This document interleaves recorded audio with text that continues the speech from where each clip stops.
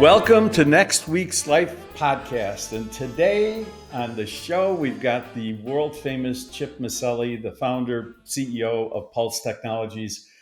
Welcome to the show, Chip. Well, thanks for having me. I'm looking forward to this. I've Well, watched thank so many of your podcasts so far, so I'm going to be interested to see where this goes.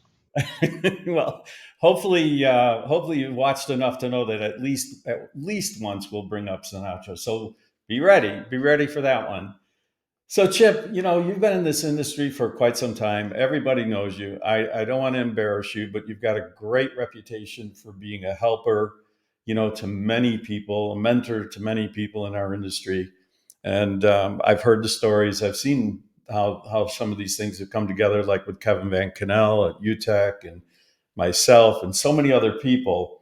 So that being said, it's an honor to have you on the show. And I'd like you to walk us down a little bit of the Chip Miceli Pulse memory lane.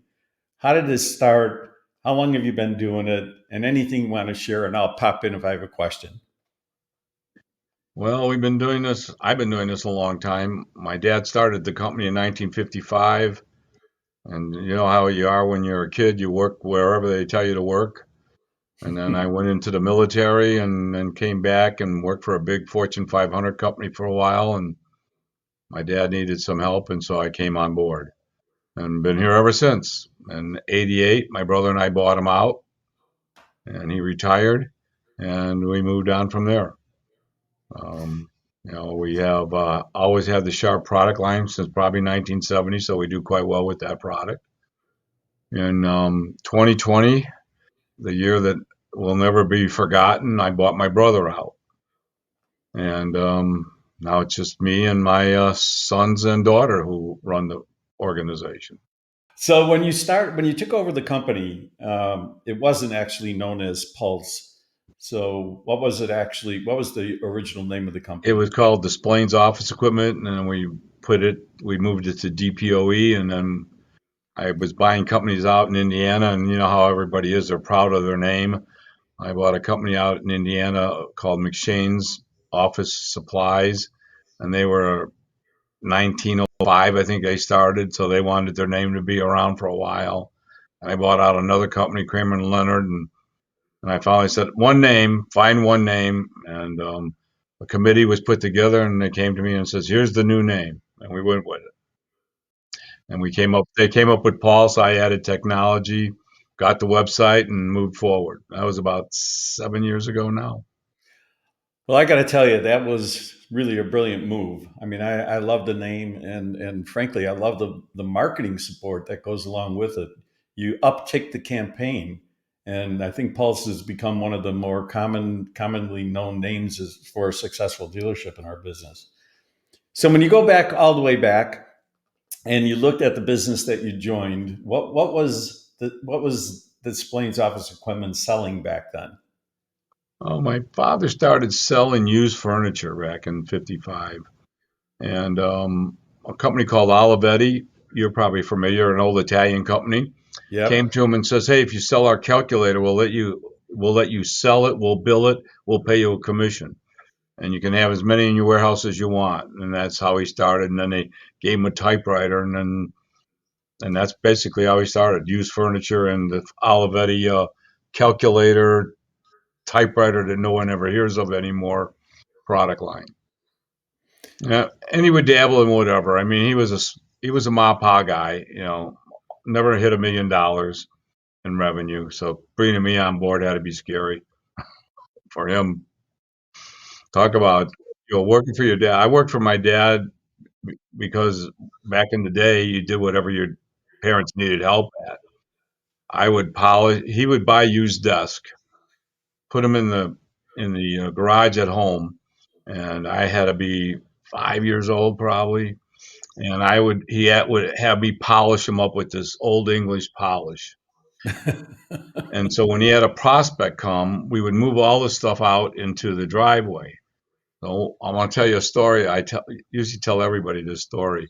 So this couple comes. This woman is in a white suit, pantsuit, Oh. and she sits in one of these wooden chairs that had the old boards on the back. And she got up, and along her back was the stripes of the board from the polish that I put on. And I'm watching my dad do his sales pitch, and he's moving this person around, this woman around, so the guy would not see what her back looks like. Oh my God. And how old were you?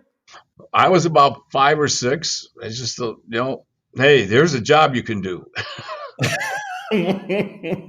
Oh my God, that's pretty funny. Yeah, my dad was a pretty brave guy. All of a sudden he had a kid and he decided to go into business for himself. He worked for a company called Victor Adding Machine, and they kept cutting his territory. And he says, "Well, I can do this by myself." So he had a kid, then he had another kid, and he started a business. Man, that's He pretty started a crazy. business, had the kids. I forgot how where it all came around, but it was a fun, it was a fun time for us watching him sell. And then he finally got an office, and we came down on weekends to clean the floors or wash the windows or whatever. He So instilled a heck of a work ethic in us. yeah, no kidding. I see it in your kids. So when you look at your time now, going from the original phase of the company and now into Pulse Technologies, could you have, when you started, could you have ever imagined the shape of this industry and your role in it? I mean, it's a remarkable journey you've been on. It's funny. I think it just happens. You know, I'm um I'm the type of guy that likes to help people be successful. I'm a visionary. I like to look at, okay, where's the future going to go? So I could have told you we were going to have the type of product we have today. I could probably told you we would be in IT. I think we got in it 25 years ago.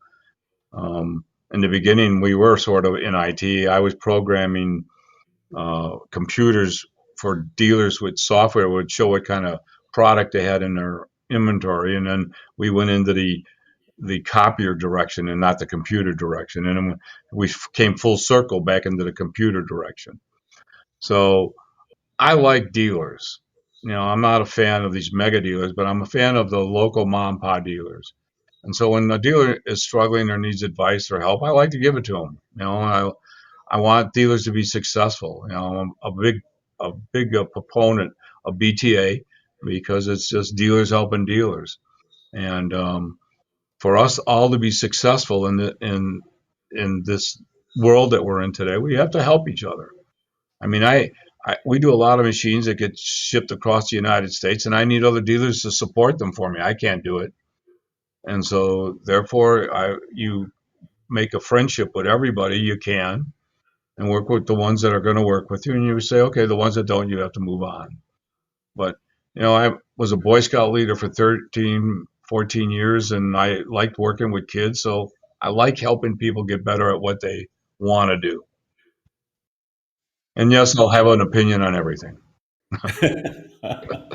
Well, you know what? You have always been a brother and a mentor to me, and through all the years that I've known you, you've always said, if it's good for the industry, I support it, and you do. You live it and you breathe it.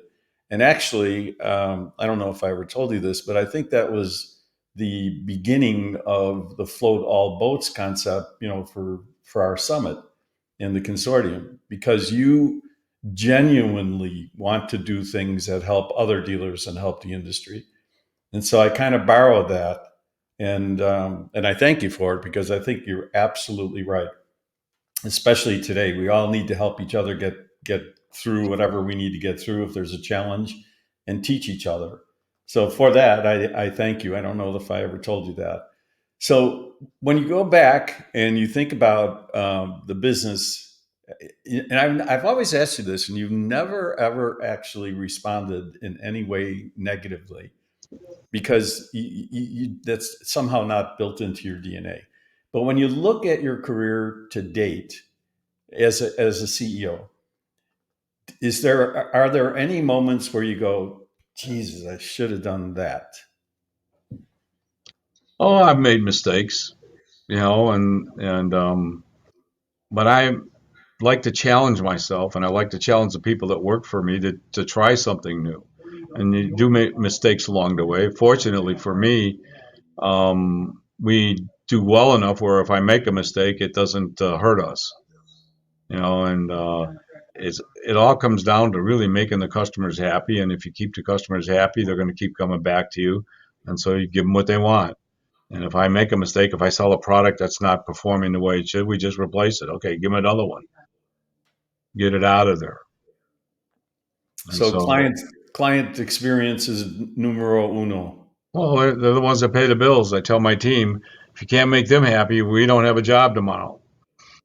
So you have to make customers happy. I mean, yeah, there are the ones that you're never going to make happy, but give it the old college try, and it either works or it doesn't. So, at the risk of embarrassing you a little bit, and I don't certainly want to do that, but when you think about the people that have inspired you, um, and I'll take family, I'll separate family from business. So, when you look in the business world that you've lived and grown up in, who do you think has inspired you the most? That's a tough. Yeah, yeah. I think about that a lot, and tough. That's a tough question for me to answer. I I'm really do a lot of reading, and I take pieces from everybody. You know, um, you know, CEOs of big companies, CFOs of big companies. I read books that they write, or I talk to them, and I take pieces from everybody. I'm in peer groups when I go from dealership to dealership. I steal from every dealership that has an idea that I think would be good for us. So as a mentor, I guess the only person is my dad, because he always thought that I could do better than whatever I did, and he probably still to this day, when I make a decision, he probably is yelling at me somewhere saying, "What the hell are you doing that for?" He was one of those guys that you can always do better, and probably he's the one that pushes me the most. But yeah, for me to put a name, I learned from you. When I go to when I go to the summit, I've learned so much stuff from the summit. You know, when I go to Marco, even though they're a competitor, I learned stuff from them. Doug, both Doug from POA and Doug from Marco, I've learned from them. I learned from everybody. Even small companies like Kevin. I've watched him grow up. I've learned from him. We can learn from everybody. It doesn't matter how much knowledge you think you have. I'm one of those guys that at the end of the day, I stand next to my bed, do my routine, and I sit there and say, what did I learn today? And if I say I didn't learn something today, then it wasn't a good day. But I want to take something to bed with me every night that says, yes, you learned something.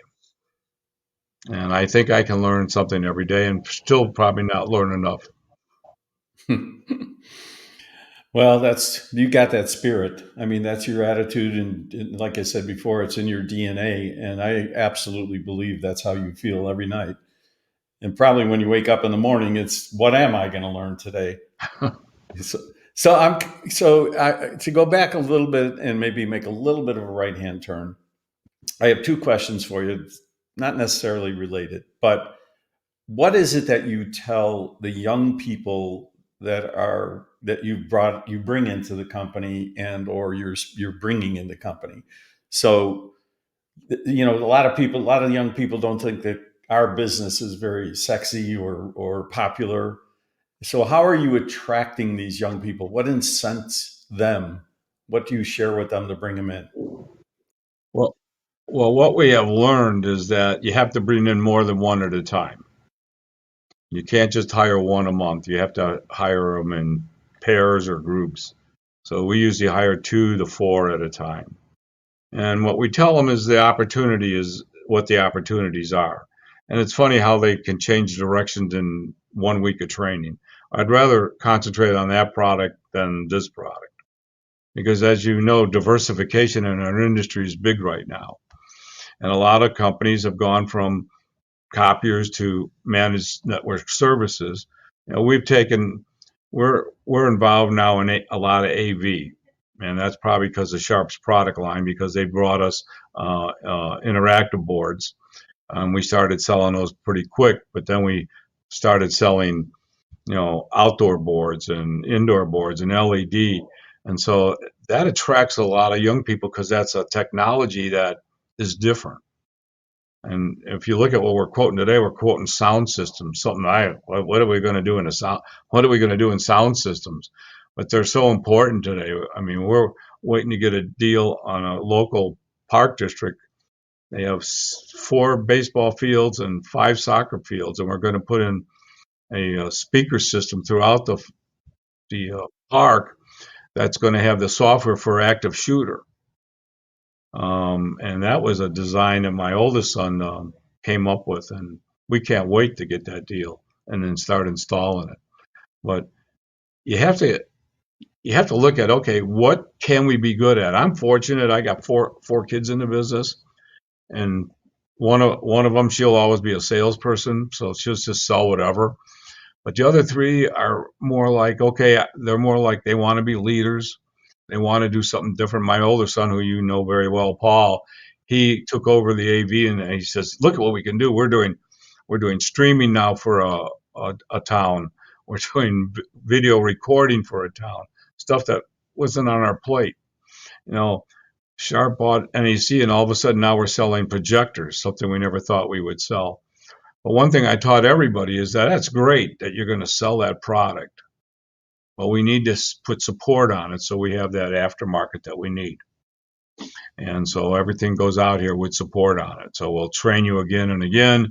It costs so much a month. We'll make sure all the patches are done, security is done, all that stuff. So everything we do is we look for that reoccurring revenue. Are there stuff that I do that's not recurring revenue? Yeah, we sell office furniture. If I lock you into a product, you're going to keep buying that product if you expand, but otherwise it's transactional. We sell a lot of office supplies. Now, I believe that's reoccurring because you need that all the time, especially on the janitorial side. That's reoccurring because you need toilet paper and cleaning supplies all the time. They go. So, in my book, that's reoccurring. Now, we sell a lot of shredders. No, we just sell them. It's transactional. So I feel as a dealership, you need to either have some transactional to keep your salespeople selling something because the other projects take longer. But you want to always look for something that is going to give you that support monthly. I mean, we were able to do all the weird things I've done in my life by having that service revenue come in every month. You know, it's great to wake up in the morning on the first of every month and say, I'm going to get $1 million worth of service this month. Whether I open the doors or not, we're going to be there where that money's coming in. And you build on that. You know, I remember you and I having some serious conversations during COVID or post COVID and the impact that it had on the industry and the impact that it had on you. Um, and how are you feeling a year and a half past or post COVID now? Is the business back where you think it should be, or and obviously diversification helped, right? So you made some pretty smart moves during that time. Is the industry back where you think it should be, and your business back where it should be? Well, our revenue is back to 2019. We caught up with that number, and we passed it up last year. But we have the mentality that we need to grow 10% every year. You know, that's our goal, and we really push for that goal. And you really have to push for that goal. But I don't think I think that here in Chicago, I believe we had 2.5 years of industry holding us back because we couldn't move forward because the business was just not there. And so now that the city has woken up and said you got to come back to work, we're starting to see that growth on the service side for more clicks, as we call them in our industry. I was talking to my service director the other day, and he says we're shipping toner out like crazy. I said that's a good sign. People are back copying. So I think it put us here in Illinois back at least 2 years. And so to be ahead of 2019 numbers last year was good for us, but we should be way past that because we have 3 years in between that we had stale growth. So when you look at, if you look out call it 3 years, what do you see where do you see the industry, and how does that fit Pulse? Well, Pulse is looking for some pretty good growth in the next 3 years. I mean, we have a really aggressive plan this year to grow our business really in every direction and everything that we're in. We have really aggressive growth. And so we look at 5 years out. In 5 years, we want to be double of what we are right now in revenue wise. And with revenue wise, the way we work things, we always make profit. And that's what it comes down to. I mean, you could be a $10 million dealer and you can make enough profit and be happy with it. And I probably am, but it's about conquering the revenue goals that this industry seems to want. I could have stayed at $10 million and been happy for until the rest of my life, but now I got 4 kids to support and they probably want more money than that. So, but I think the future is great as long as we find a path that we're going to be successful in. Is print going away? No. I mean, Sharp's getting to production print. This will be my first shot at production print, and I can't wait because I think it's going to bring a lot more revenue to our organization and bring us into accounts that we couldn't get in before because we didn't have that type of product line. And I'm looking forward to the day we can. Well, we're already talking to people about selling it to them, but I can't wait till we put our first one out. We'll probably have a party. But I believe that the future is still good for print. I believe that if that's all you're going to concentrate on, I think you'll have trouble sticking around. So, would it kind of interesting connection here. So you've been with Sharp pretty much forever, right? Yep, And 1970. so that's a little unusual for a dealer to be that consistently loyal. I don't think it's inconsistent with you because I know that you're pretty loyal to the people that do right by you. So, but when you look at the history with Sharp, they seem to have exploded on the marketplace from tier two to tier one. Is that your feeling as well? I don't think Sharp's ever been in a better position than they are today. They've always in the beginning of Sharp, they had product that was good product, but not sophisticated as some of the competitors. But I think in the last 10 years, we've seen them be ahead of the competitors. And this new product line that they brought out, I want to say 2 years ago, is unbelievable. It works great. My technicians are worried about their future because they're getting less and less service calls. They took us through a pandemic and a supply shortage where I didn't feel any pain. They had certain products that they had in stock, and we bought them, and we just said, "This is all you got to sell. Don't try to sell something we don't have back there." And Mike Marisic was the right guy at the right time for this crisis that we've been in. And I think a lot of other vendors wish they had a guy like him to bring them through this issues that we've had in the last couple of years. Because everybody struggled, but I think Sharp struggled at least because they had the foresight to get the product in production and out in our warehouses faster than anybody else. And so, yeah, I'm happy that we've had some bad times with Sharp, but mostly good times. And right now we're having a good time. Awesome. And it's certain the numbers certainly show it. So, and people like you sticking with them, that's a great relationship with their dealer partners. So I'm going to again turn another corner. So you and I have ridden with the Patriot Pack for a number of years. There's been at least two or three rides with you that I can recall myself, and we had a lot of fun. But Hmm. what that's a big effort and sacrifice for a dealer principal to make to get on the highway, with all of us knuckleheads, and you seem to enjoy it. What drives your desire to do that? Well, that, that's a cool question.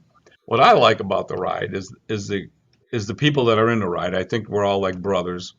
I let you say a lot of times, but probably the most fun for me is going to other dealerships. I think Hmm. that's the best part of the ride is going to other dealerships and seeing the crowd, their people, how they cheer us on when we come in, and just to see their organizations.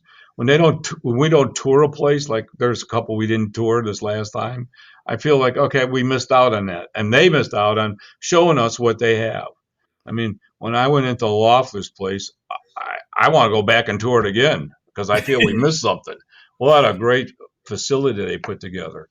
Um, I know some people didn't tour Marco, but I toured Marco because I asked. I know the people there very well. I asked for a tour because I know they changed in the time I've been there. But I like the dealers. I like to visit the dealerships. I like the people. And especially the Warts, how successful they've all become.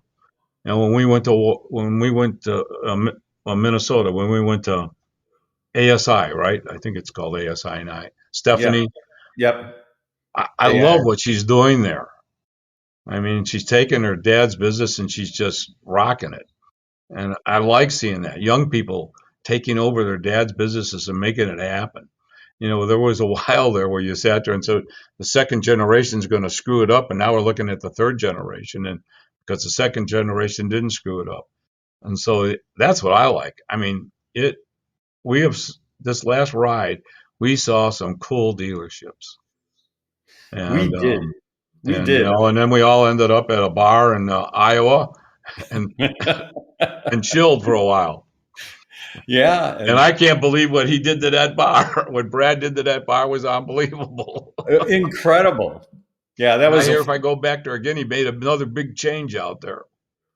well. You know what was fun about that for me? I mean, and I agree with you. Visiting all these dealers, uh, Loeffler and Lowry and Stephanie and all the Marco, all of these phenomenal people who welcome us. But the best one for me was when we stopped at Great America and we got the mayor gave us proclaimed the day as the Patriot Pack Day. Right, right. That was a good one. That was a good one So too. But yeah, no, so it's I'm about dealerships. I've been to Great America a lot of times, and in fact, it's funny. I toured it. I got a bunch of pictures of all the people that work there when we walk through the place. But the dealerships. I'm about dealerships, and I like it when a dealership is successful. They look good. They put a nice building together, and they're being successful, and they're growing, and that's what we need in our industry is dealers that are growing.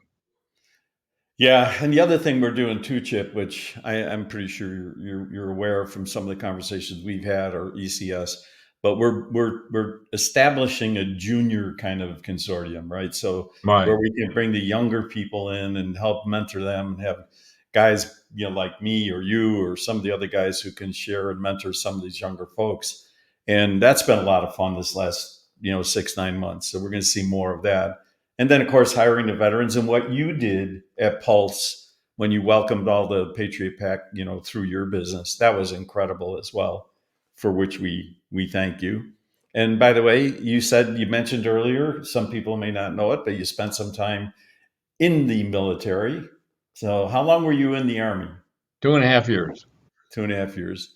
So just in case you missed it, that's an impressive thing too, to be able to be a good businessman and serve your time in the military. So, what do you, what recommendations do you have for second generation, leaders coming into the business, whether it's James Loeffler or Casey Lowry or any of the your own young people? What are the things that you would really emphasize they need to do going forward? First of all, need to get their own peer groups together. That's very important. They got to learn from each other. I mean, right now they're learning from their parents, and that's cool. But they got to get their own thing going, and they have to get peer groups together. And this is funny. Is when my dad was in the business, he tried to get a peer group going, and it didn't work well for him because they were so competitive back then. They didn't feel they were friends. I feel that when we're out in the field trying to compete, we're competing, just like we do when we play basketball or baseball against each other. But when we're at a dealer meeting or we're at the summit, we're friends and we can talk about whatever we want to talk about. And I think the younger people need to come together like that. I think my most success has been because of peer groups that I have been in. And I think they need to do that because they have a whole different outlook on the world than we do. No, we've been around forever, and sometimes we don't see what they see. Yeah. So it's interesting to talk to them. When you had that panel up there with all the young people, you even had Greg Goldberg up there. It was Yep. interesting to hear them talk about why they're here, what they did. I mean, that's a video that everybody should watch over and over again because that is our future, and that's a good thing. Because years ago, I'd have told you we didn't have a future because the young Hmm. kids weren't coming into our business. We're not, selling copiers. That's not classy enough. Yeah. I used to be called a used car salesman because I was not classy selling copiers. Hmm. And now, our copiers are really computers that print. So they do so much more stuff. And now that we do other things like AV and even selling, charging stations, we have so much stuff that we can do as Yep. dealers that other organizations can't do. I mean, everything. And so if they can come together as a group and start having peer conversations and meetings like I do with my age group right now, um, that would be great for them. And don't be in a hurry to throw your parents out the window because they still have some knowledge you haven't learned. And it hurts. Don't throw us out the window. But No. so when you look at all of the things you've accomplished, and I'm an unabashed fan and friend and brother. We've been through a lot together, and it's been a wonderful experience. And when I look at what happens the next year, 2, 3 years, the way you're talking is a real inspiration, even for me. To listen to you have that kind of excitement in your voice and positivity about what you're seeing, 2, 3 years down the road. So, my hat's off to you and your team.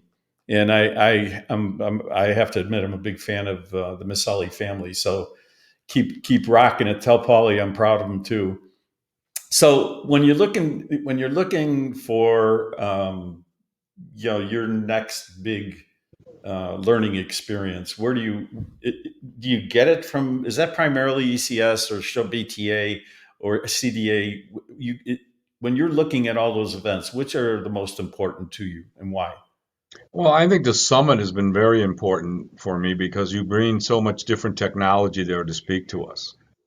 And I think that's important because then you start to look down the road. Everybody looks at, okay, cybersecurity. What's the big deal with cybersecurity? That's very important for us to be involved in that, especially if we're going to do managed services, because that's going to come back and bite us in the ass if we don't understand it. Yeah. When it comes to AI, I'm still trying to learn where I fit in that area. Maybe I'm AI'd out by now, but I don't know. Um, but I think that it's going to streamline things for us a lot more than we had in the past. As we all know, that it's hard to find people today that want to work. So if we can take AI knowledge and convert things to make it more automated, I think our future is automation. I think we're going to see more in the robotic world that will come into our facilities. Not only that, maybe we can sell that product, but also it will help us streamline our businesses because more and more people are saying, how do I do this when I can't find someone to do it? Uh, so it's very important that we look at AI and where it's going to fit into. A lot of people are looking at AI to sell that as a process. I'm looking at AI as where's it going to help me be better, and where's it going to help my people be better, to get more opportunities to streamline what we're going to do. I mean, my sales team looks at it as okay. Tell me what I should say to some a prospective customer. You know, we're using it here. We say, okay, let's look up. You know, XYZ company and what's been happening with them in the last 90 days. And it goes out and says, oh, you want to talk about this and that. And so it makes it look like we did some research. When you and I were on the streets, we had to knock on the door and we had to get a tour to find out anything about the company. As we got older, we got Google and we could Google the company and find out about it. Now they have AI that you don't have to Google nothing to tell you about it. So it takes less time. Google took a little longer. So, the world, so all this stuff just keeps evolving. So it makes our job as salespeople, consultants, whatever you want to call us, as an opportunity for us down the road.